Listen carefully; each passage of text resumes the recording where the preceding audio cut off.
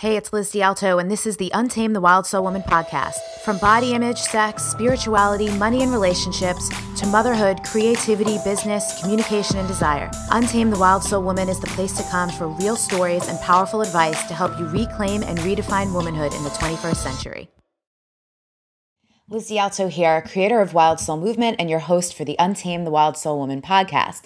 It's episode 16 here today, and this is the third installment of a three-part question-answer series called How to Be More Feminine. If you have not already listened to parts 1 and parts 2, hit pause right now and go start back at the beginning with episode 12, How to Be More Feminine part 1, and then listen to part 2 and then come to part 3 because they really do build upon each other. I strategically separated them because there's so much to absorb when you consider how to connect with your feminine energy, how to express it, how to access it, what it looks like for you. And in many cases, a lot of some pain, shame, embarrassment, or programming and conditioning that we as women need to work through to be able to really access that true nature, that part of ourselves that has always been there, but a lot of us just never learned how to be with and how to express and how to feel safe with. So definitely listen to part 1 and part 2 if you haven't done that already,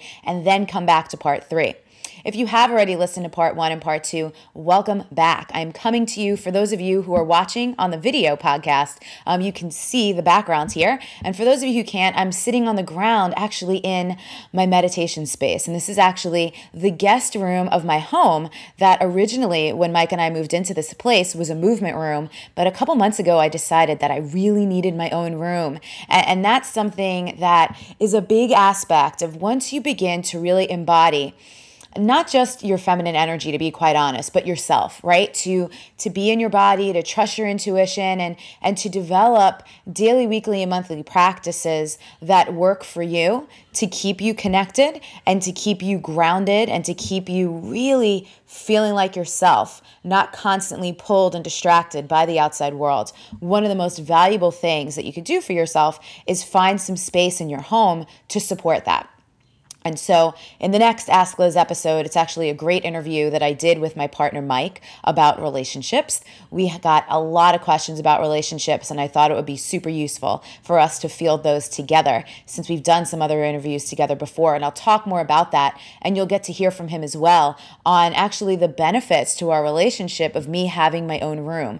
So that's a quick note. But what I want to dive into in this final installment on the How to Be More Feminine series here on the podcast is actually integrating your masculine and your feminine energy. And two questions that came up in the Facebook group around this topic were, somebody asked, how do I connect more or access my feminine more without losing my independence? Does that mean I have to give up all kinds of control?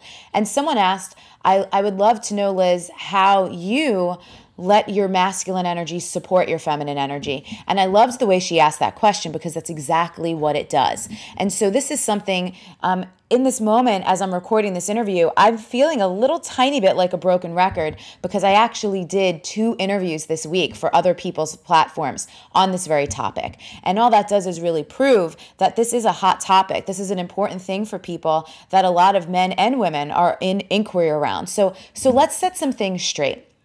There's a lot of people who talk about the divine masculine and the divine feminine. There's a lot of people who talk about masculine energy and feminine energy. You might hear the terms feminine essence and masculine essence. So what do all of these things mean? Well, first of all, let's start with the essences. Feminine essence and masculine essence, most people are one or the other, okay? So someone with a feminine essence is probably going to prioritize love, relationships, serving others, and things like that, whereas someone with a more masculine essence is going to be a bit more purpose and mission driven, and they're probably going to put their work or their career or who they are in the world ahead of everything else.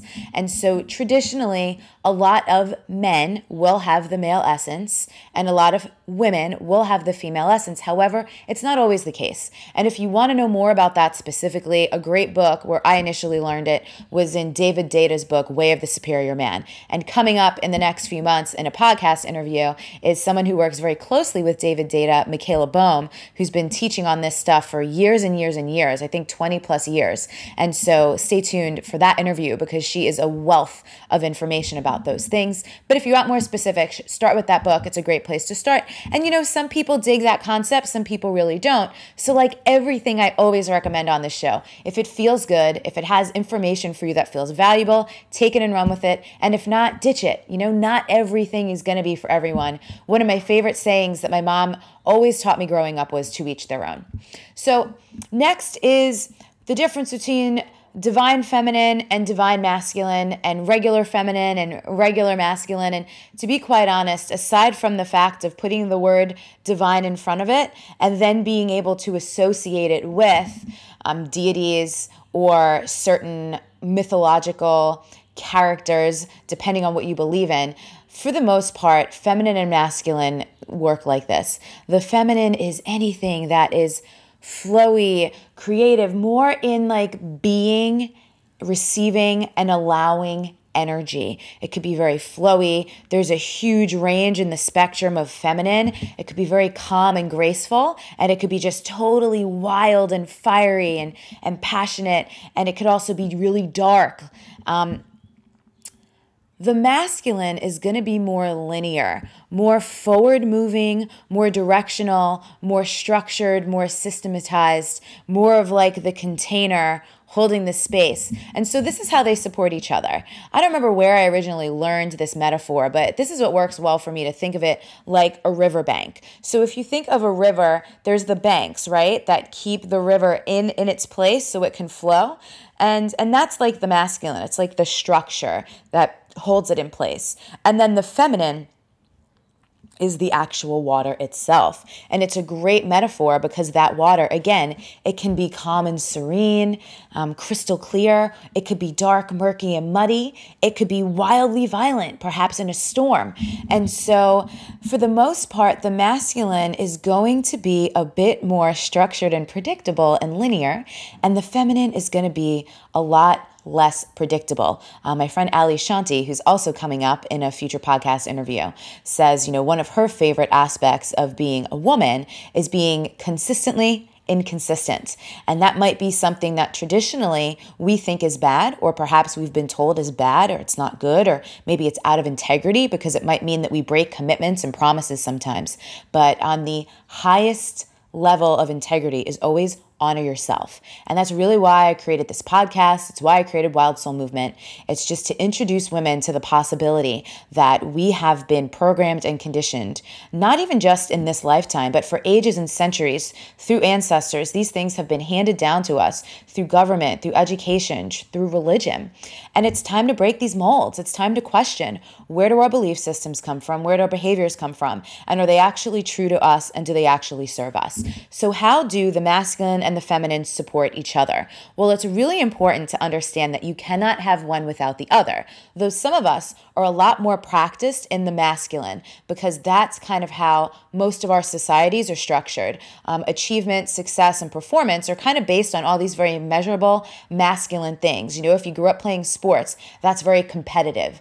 If you grew up, ranking or trying to be the best student or anything like that, again, a lot of those things were very scaled and measurable and structured. And a lot of us were not really raised to embrace that side of us that gets to just be, that gets to just receive, and that gets to practice letting people help us, or perhaps asking for help and then allowing it to come.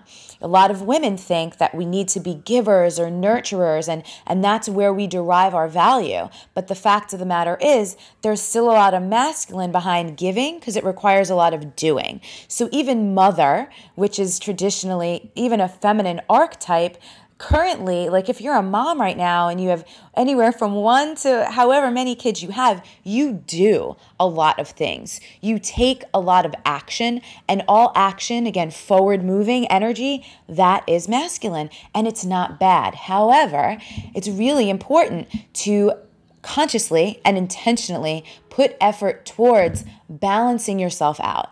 And something I always say about balance is that balance is not equilibrium. So it doesn't mean that you need to spend your time equal parts in feminine energy and masculine energy. Kind of the way our society is, most of us are going to spend most of our time, not most, but more of our time in masculine, because many of us, we have to pay the bills. We have people and businesses or careers and things to take care of. So, unless you're just like 100% provided for and you could just like lay around, eat bonbons. Are bonbons even a thing anymore, by the way? I feel like that's a saying from like the 90s.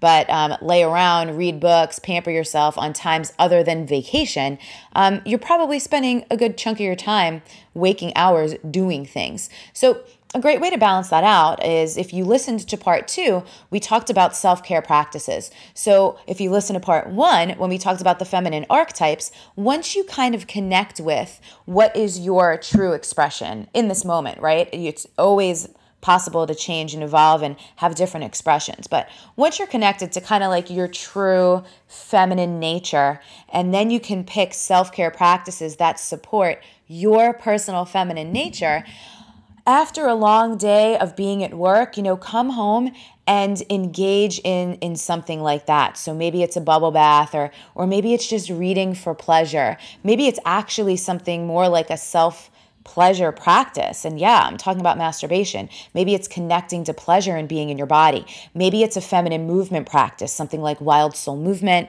or something like a dance or a restorative, like a yin yoga or something like that. But something where primarily there's not a lot of thinking and effort or forcing or doing, but just a lot more flow, if you want to think of it that way.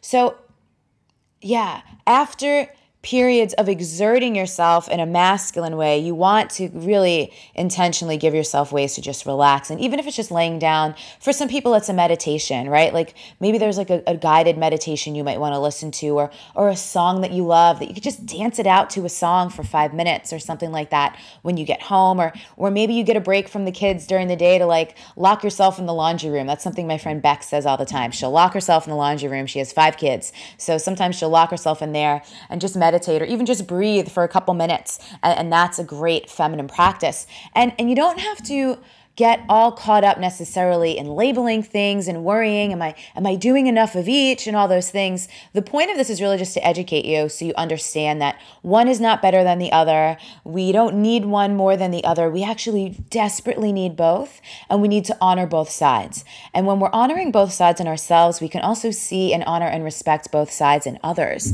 and give other people the space because, women, if you're in the relationship with a man, understand like he can't be like the man all the time either. He's also going to need to spend some time in his feminine to relax and rest and recharge. And so a lot of us, we wait until we get a vacation to do these things, but we need to be scheduling this time for ourselves to be in that yin, that relaxed, restful, self-nourishing, caring space, on a daily, if not a couple times a week basis. So I would love to know, find us on Facebook. My public Facebook is facebook.com/Liz DiAlto. Or if you want to come into the private Facebook group, which is wildsoulmovement.com/Facebook. And that's a place where you can come and ask and talk about anything without having to worry about people seeing on your personal Facebook account that you've been having these conversations. If you don't want your friends, family, or coworkers to know that you're,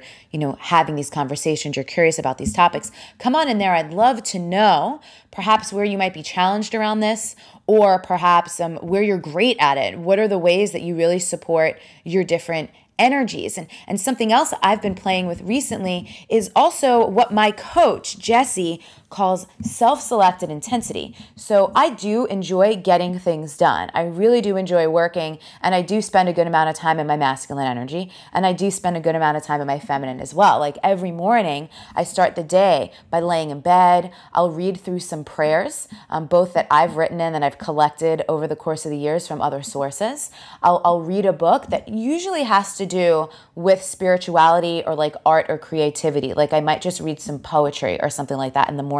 So I start my day in that very like open, receptive, relaxed, grounded, feminine place before I like hit the ground running and like just start doing a million things all day. And then also throughout the course of the day, I take breaks in between activities, again, to just like recharge, and maybe I'll go for a walk to be in nature. I mean, one of the things that may also help you connect with either your masculine or your feminine is to understand which elements have which energy. So water, for example, is feminine. Earth is feminine. Fire and air are masculine. So if you're needing more of one or the other, perhaps you spend some time in or near or around an element, and that might help you to connect. So even something like having flowers or plants in your home, while it might also be like sensually pleasing and beautiful, those things will also have the energies of the feminine. If you are into crystals, and this is a rabbit hole I could totally go down, and maybe at some point I can actually get my healer Atana on in an interview to talk about crystals, because he is the best. But there's also crystals that correspond to different chakras, and if you're familiar with the chakra system, different chakras do correspond with being masculine and feminine. So there's many layers, there's many ways to research this and to figure out like what type of practice is going to work well for you. And lots of times you can't know until you try. So if you're feeling overwhelmed by all the different tips and all the different ideas, just remember, start wherever it feels best. If you listened to my interview with Foxy Pickett, she also talked about totem animals and animal medicine. And so that might be a way for you to connect with either a masculine or a feminine energy in some way, shape, or form. So I hope these last 3 episodes have been super helpful for you and given you a lot of resources and ideas. And now it's time to implement. And some of you might be totally cool to implement. You've probably been taking some notes and already trying things out. And I'm going to guess probably already active, coming in the Facebook group, asking more questions, having conversations about these things. If you're feeling like a bit stuck around it though, and you want some help implementing, I might be able to help you out with that. You can go to wildsoulmovement.com/offerings.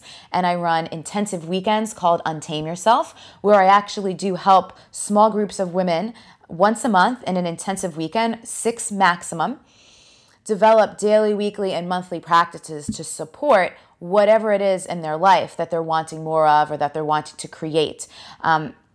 Also, there's obviously the Wild Soul Movement virtual practice, which just helps a lot of women get into their body, not spend so much time in their head, because that's kind of another difference, even in the body, between masculine and feminine. For the most part, our thoughts and our logic and our rational brain, that's very masculine.